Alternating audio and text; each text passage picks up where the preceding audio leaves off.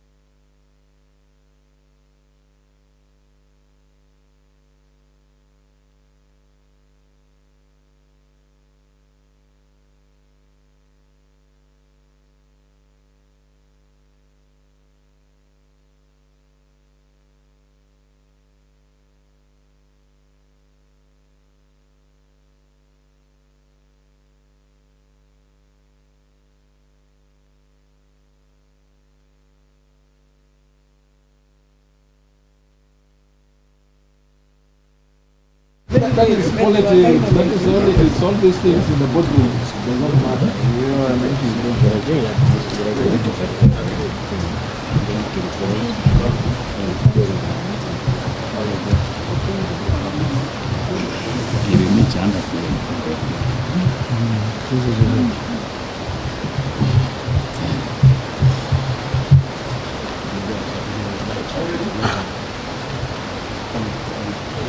Are you ready? Well, ladies and gentlemen, this is a statement on the flood emergency in Nairobi. And it's a statement that we're making after extensive meeting with the representatives of Nairobi, that is honorable members of parliament, and also with the governor of Nairobi. Fellow Kenyans and Nairobi residents, it is now clear that we are in the crux of a national flooding disaster, especially within Nairobi City County. Relentless rains currently pounding the nation have caused severe damage, including loss of lives, destruction to infrastructure, and overwhelmed the city's poorly managed drainage system. I have held a consultative meeting with the political leadership of Nairobi, including members of the National Assembly and the Senator, with the aim of getting a clear picture, shining sharp focus on the suffering of residents, as well as mobilizing urgent support for mitigation measures. We hasten to add that all such mitigation measures are emergency ones, but the conversation must later move to long-term actions to safeguard the lives and property of the city's residents. Allow us first to send a message of condolences to the families and friends of those who have lost their lives following the floods, as well as a message of goodwill to those who have suffered losses in whatever form. Be assured that your leaders, we are doing all in our ability and power to extend all possible forms of support at this time. We call upon the national and county governments to lead from the front in rescue and support missions. We also appeal to local and international partners to join us in this venture.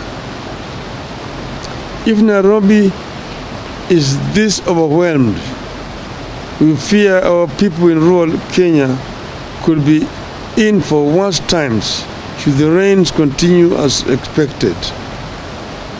We therefore call on our county governments to learn from Nairobi's helplessness and do better for our people. And we have seen on television screens conditions in several parts of our country. As of this morning, the general outlook in parts of Nairobi has been as follows. Severe flooding has covered all the roads in the Kamkunji area.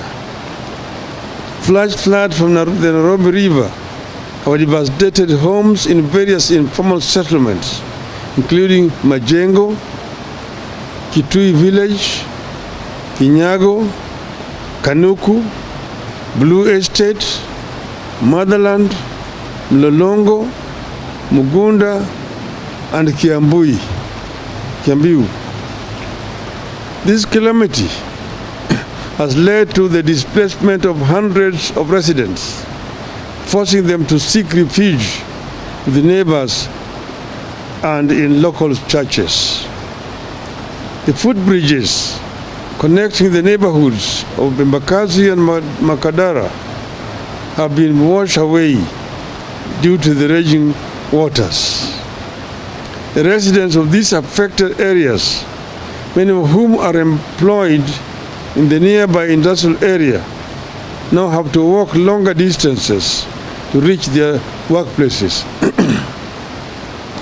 In Embakasi West constituency, all footbridges at Alazin, City, Carton have been swept away.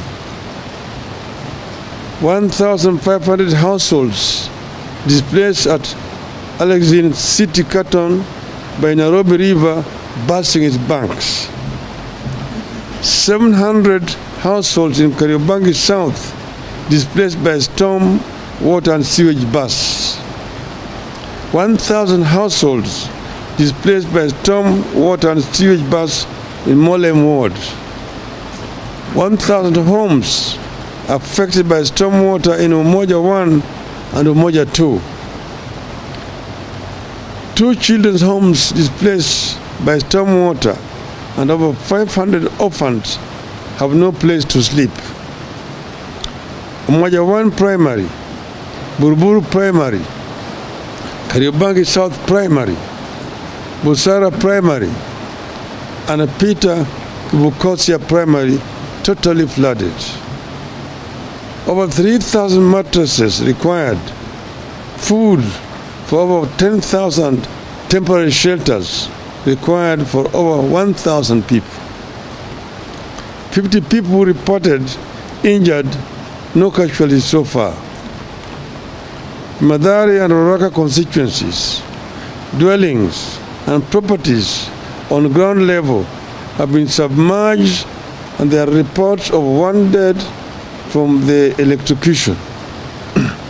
River Mathare burst its banks while the storm overflows from Thika superhighway have poured into low-lying areas of the constituencies. The Mathare ground situation is currently as hereunder. Households affected are 5,200. Total number affected are about 14,000 individuals.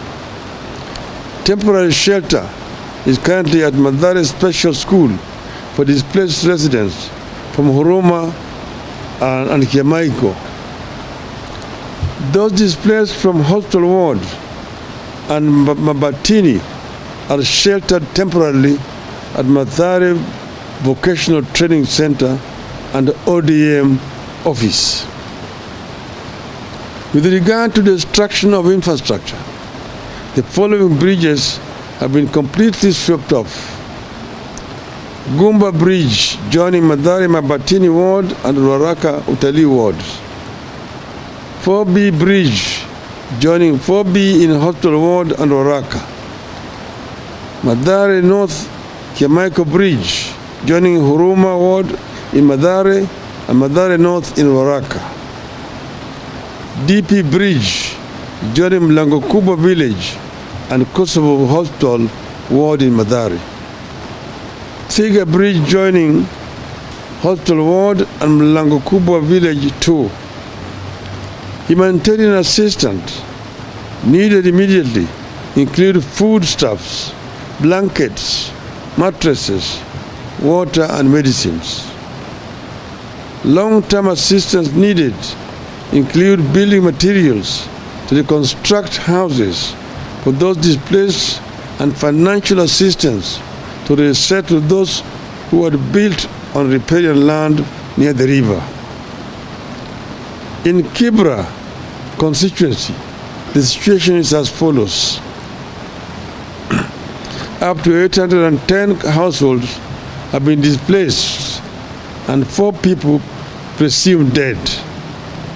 2 bodies have been retrieved while 2 are yet to be located. The bridge connecting Sarangombe and Langata has been washed away. We beseech residents to immediately move to higher ground to avoid being caught in more flooding. In Embakasi South constituency, the unfolding situation is as this.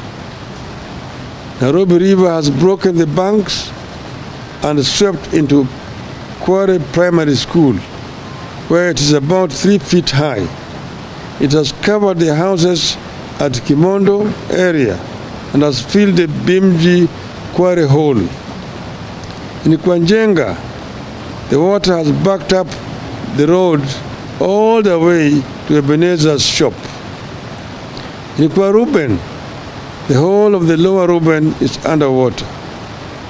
The 3 bridges connecting Kwaruben and Makadara have been swept away. That is the Sinai Ruben Bridge, the Lunga Ruben Bridge, and the Kingston Ruben Bridge. The Kware Sinai Bridge has also been swept away. There are clear indications that any existing emergency systems are overwhelmed and will not cope the more the disaster unravels. It is therefore our urgent appeal that 1. The President and government hereby declare the floods a national disaster and immediately activate all emergency mechanisms, including military disaster response teams. 2. The Red Cross moves to launch an emergency disaster support kitty to assist families affected by the flooding for urgent distribution on a case-by-case basis. As we speak, the Azimio members of Parliament assembled here have already put together the sum of Kenya shillings 1 million as a start, which shall be given to the Red Cross in Nairobi for distribution to the affected people. The county and national governments unveil a robust, that is 3. The county and national governments unveil a robust information gathering and sharing system to enable people report and avoid disasters as they unfold. 4. While we continue to receive reports from other parts of Nairobi and access to some neighborhoods that remains critically limited, we appeal to the government and other disaster response agencies to launch thorough search and rescue efforts in all affected areas and provide food rations, blankets, and medication to affected residents. It is important to point out that all forecasts show that the rains will be pouring some more tonight and the coming days, which means the disaster is about to get worse. Preparedness is key to forestalling a crisis of larger proportions. What I've said about Nairobi applies almost with equal weight across the entire country. The entire country, as we talk today, is in a situation of a national disaster. Therefore, it is important that the government moves with speed to mobilize all the national resources available. all the natural resources available in the country to deal with this situation. The military, the paramilitary, police should all be engaged in order to help our people. Across the country, you've seen Tana River, you have seen Baringo, you have seen Mandera, you have seen Homa Bay, you have seen Nyando, you have seen Busia, you have seen, it's all over the country. Even in some of the most unlikely places, there is disaster. As we go through all this and seek help, I believe that all Kenyans believe that as a country we deserve better and we can do better. I believe that as a country we can do better than crying for help when rains come and crying for help again when rains fail. We can do better. End of the statement.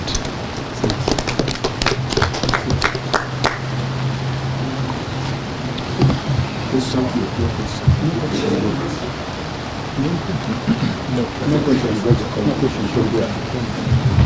question.